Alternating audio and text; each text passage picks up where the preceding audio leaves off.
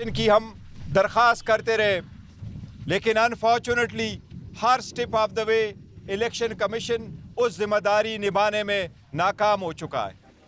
Election commission form 45 election commission की जिम्मेदारी है। रिटर्निंग अफसरान, डिस्ट्रिक्ट रिटर्निंग अफसरान इलेक्शन कमीशन ने लगवाए। ये इनकी जिम्मेदारी थी कि उसके मुताबिक रिज़ल्ट बनता। अब चूँकि हम मुतालबा करते हैं कि उसके मुताबिक फॉर्म 45 के मुताबिक नतीजा अहस हो, लेकिन मौजूदा चीफ इलेक्शन कमिश्नर के साए तले ये आज़ादाना तरीके से नहीं हो सकता। चीफ इलेक्शन कमिश्नर चूँकि मुतनाज़िया हो चुके, वो free fair and transparent election कराने में नाकाम हो चुके, लिहाजा आज खान साहब से मुलाकात के बाद Pakistan Tehreek Insaf chief election commissioner से बाज़ाबिता तौर पर इस्तीफ़ा का मुतालबा करती है। वो इदारा जो आईनी ज़िम्मेदारी निभाने में नाकाम रहा है, उसके सरबराह का कोई हक़ नहीं पहुँचता कि वो मज़ीद एक दिन भी इस ओहदे पे कायम रह सके।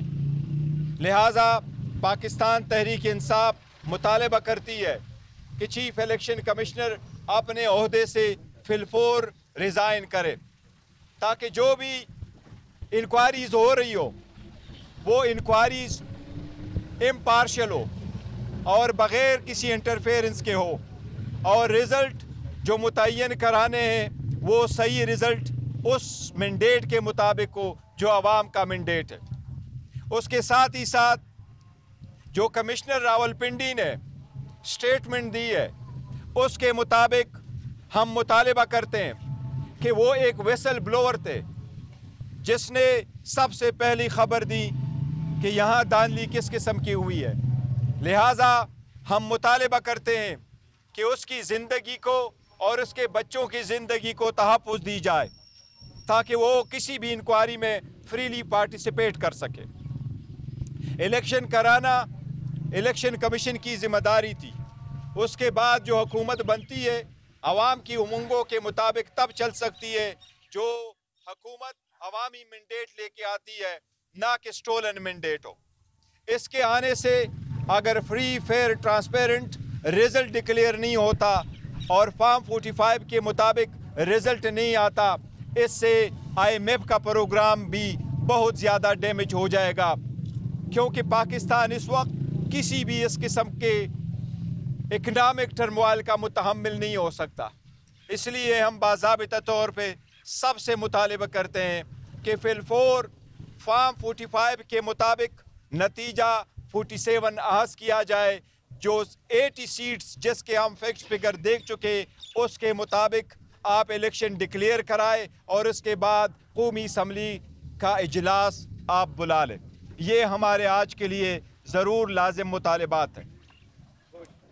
गौर साहब, ये बताइएगा जो आपकी MWM से मुज़ाकरात हुए थे उसके बाद सुन्नी इत्तेहाद कौंसिल से हुए, क्या ये दोनों पार्टियां इस वक्त आपके उसमें है कि इन दोनों? देखिए, जो हमने MWM के साथ मुआहिदा किया था, बिल्कुल हमने MWM को सपोर्ट किया और उनके कुछ सीटें ऐसी थी कि हमने उनको सपोर्ट किया और उनसे जीते थे। उनके साथ हमारी ये कोशिश थी कि नेशनल असम्बली में हो, और सुन्नी इत्तेहाद के साथ हमारा प्रोविंशियल से के हिसाब से हम चाह रहे थे कि उनके साथ हो, लेकिन ये दोनों की मुतफ़िका फ़ैसले से और हम उसमें इन्वॉल्व थे।